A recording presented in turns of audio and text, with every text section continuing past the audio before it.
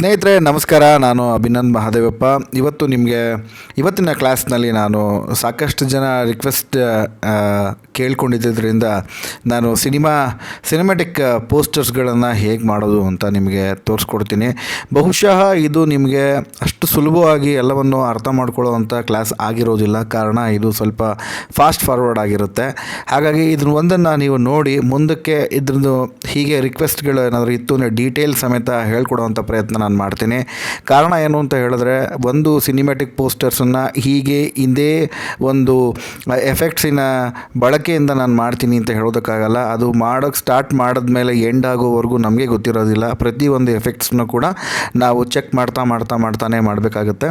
ಇದೇ ರೀತಿಯಲ್ಲಿ ಸಪೋರ್ಟು ನಿಮ್ಮದು ಸಿಗೋದಾದರೆ ಡೆಫಿನೆಟ್ಲಿ ನಾನು ಮುಂದಿನ ಕ್ಲಾಸ್ನಲ್ಲಿ with details with all steps and ಎಲ್ಲ ಪ್ರತಿಯೊಂದು ಸ್ಟೆಪ್ಸು ಹೇಗೆ ಮಾಡೋದು ಅನ್ನೋ ಎಲ್ಲವನ್ನು ಕೂಡ ನಿಮಗೆ ತಿಳಿಸುವಂಥ ಮುಂದಿನ ವೀಡಿಯೋನಲ್ಲಿ ಆಗಿರುತ್ತೆ. ಹಾಗಾಗಿ ಇದನ್ನು ಜಸ್ಟ್ ಎಂಜಾಯ್ ಮಾಡಿ ಹಾಗೆ ನೋಡ್ತಾ ಅಂತ ಹೇಳ್ಕೊಳ್ತಾ ಈ ವಿಡಿಯೋನ ನೀವು ನೋಡಿ ಅಂತ ಹೇಳ್ತಾ ರಿಕ್ವೆಸ್ಟ್ ಮಾಡ್ಕೊಳ್ತೀನಿ. ಹಾಗೆ ಇನ್ನೂ ಇದುವರೆಗೂ ಯಾರು ಸಬ್ಸ್ಕ್ರೈಬ್ ಮಾಡ್ಕೊಂಡಿಲ್ಲ, ಲೈಕ್ ಮಾಡಿಲ್ಲ ಅಂದರೆ ದಯವಿಟ್ಟು ಮಾಡಿ, ಶೇರ್ ಮಾಡಿ. ಬೇರೆಯವ್ರಿಗೂ ಕೂಡ ಕಲಿಯುವಂಥವ್ರಿಗೆ, ಆಸಕ್ತಿ ಉಳ್ಳವ್ರಿಗೆ ಇದು ಹೆಲ್ಪ್ ಆಗುತ್ತೆ ಅಂತ ಹೇಳ್ತಾ ಸ್ನೇಹಿತರೆ ಈ ವಿಡಿಯೋನ ಸ್ಟಾರ್ಟ್ ಮಾಡಿ ನೋಡೋದಕ್ಕೆ. Thank you.